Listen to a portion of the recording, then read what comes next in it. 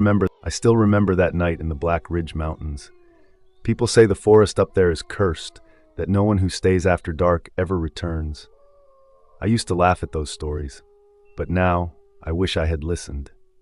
It all started as a simple hiking trip. There were 5 of us: me, Ryan, my best friend Alex, his girlfriend Mia, our classmate Ethan, and Sophia, a travel vlogger. We wanted to film a short adventure video for her channel, Lost Trails. We planned a 2-day trip deep into the Black Ridge Forest. The place was remote, far from any town, surrounded by fog and cold wind even in summer. Locals warned us not to stay overnight. They said, something lives there. We thought they meant wolves. Day 1, into the trees. We parked our van near the old logging road. The sky was clear and the air smelled of pine and wet soil. Mia joked, "If we see Bigfoot, I'm running back to the van." Everyone laughed.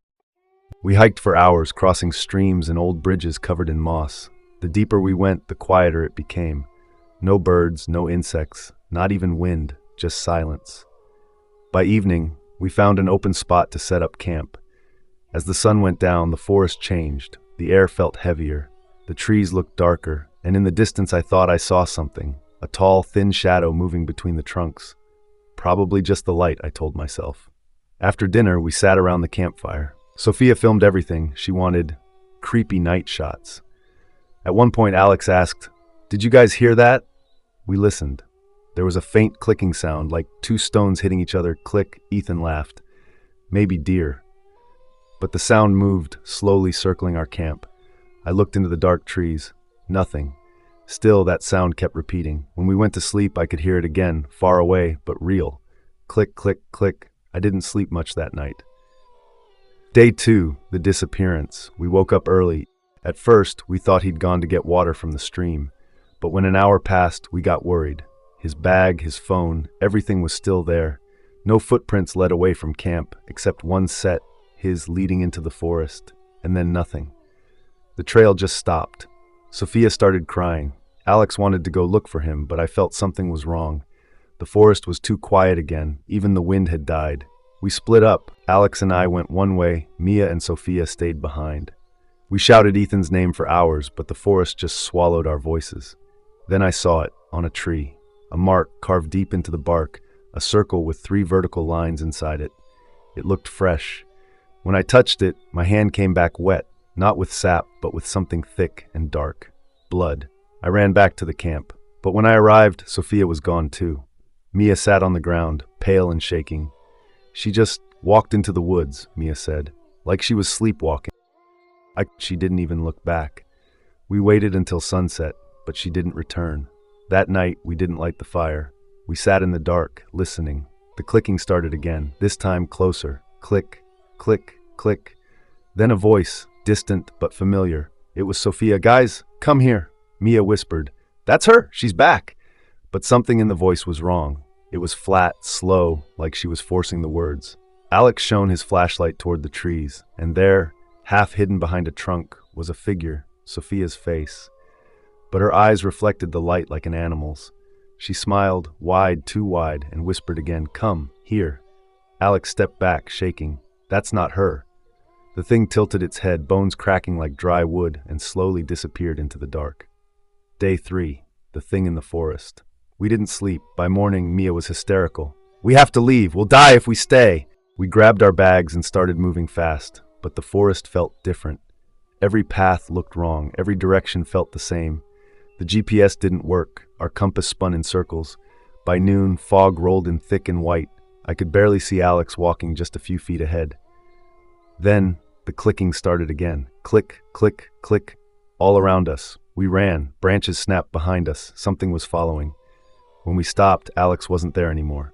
Only his flashlight on the ground, still on, pointing at the trees. Through the fog, I saw movement, tall shapes, thin arms too long to be human, their faces blank like white bark, and their eyes just black holes. I screamed for Alex. Something answered, his voice. "Ryan, help me."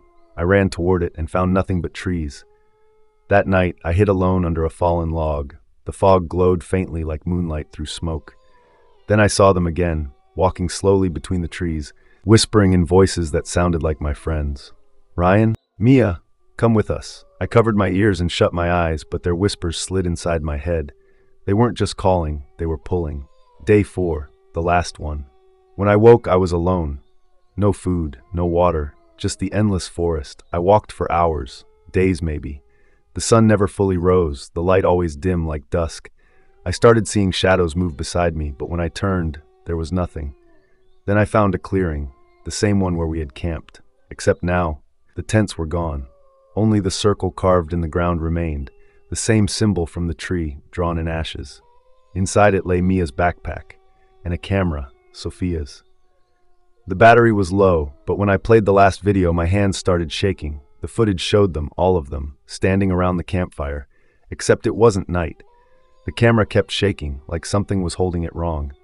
Then the sound, click, click, click, and one by one, their faces turned to the camera, eyes black and hollow.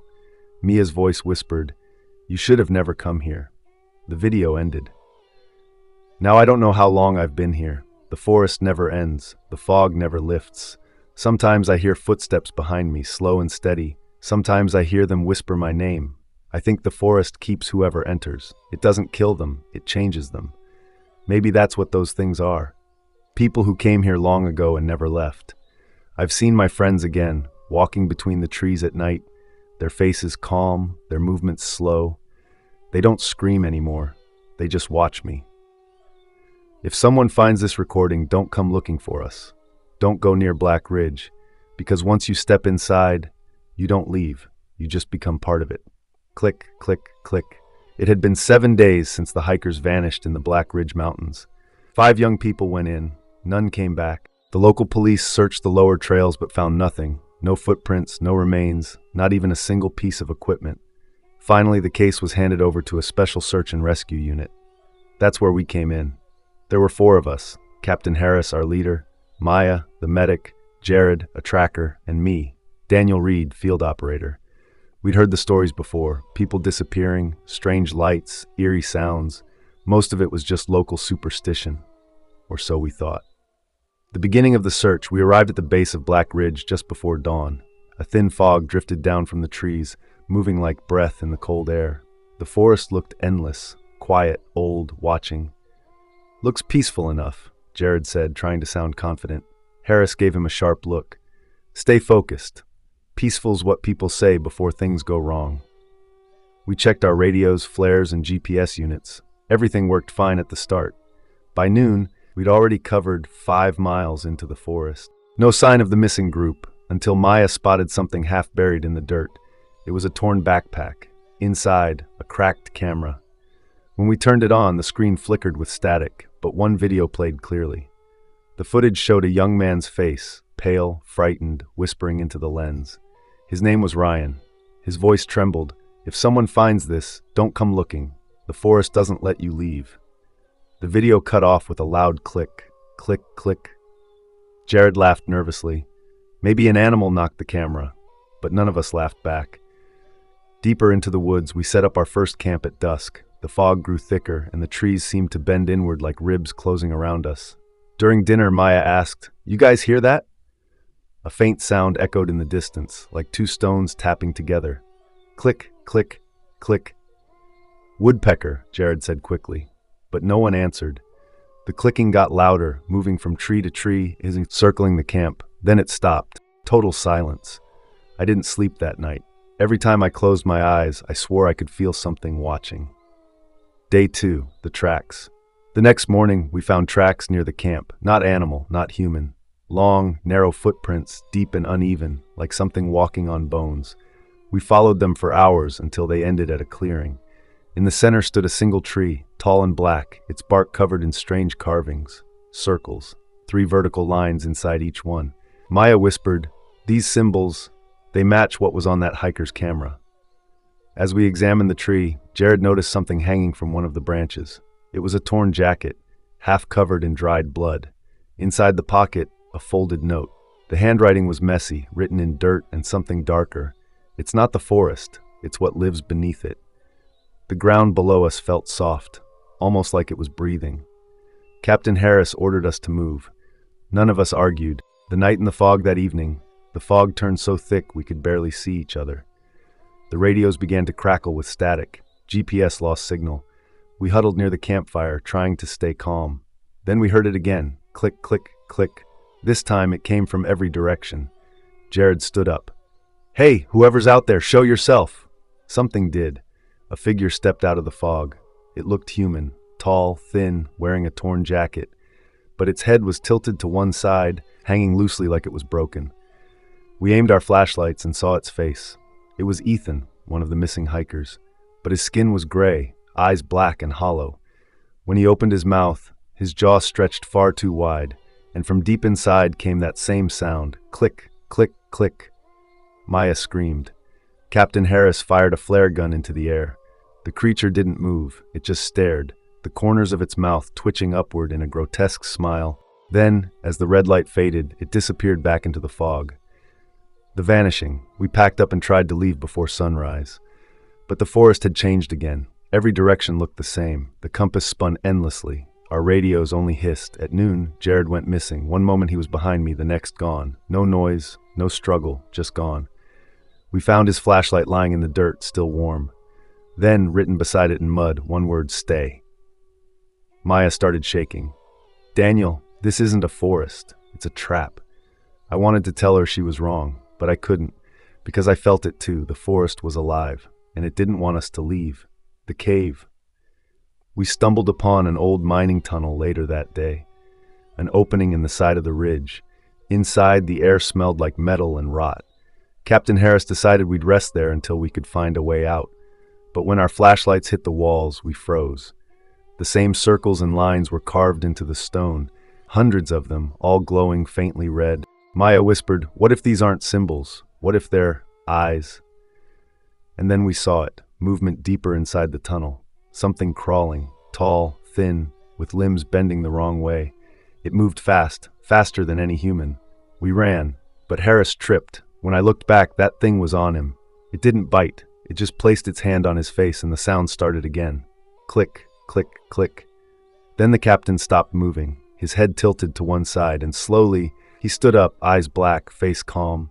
"Maya, Daniel," he said in a soft, broken voice. "Come back to camp." We ran until we couldn't breathe. Day 3, only 2. We climbed through the rocks until we reached a ridge overlooking the forest.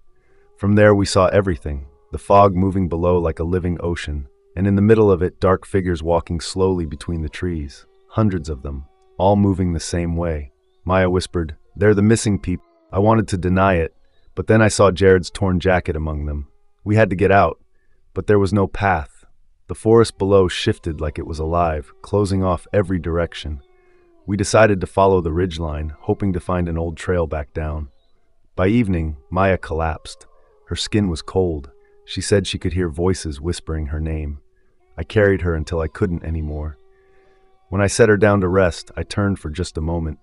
When I looked back, she was gone.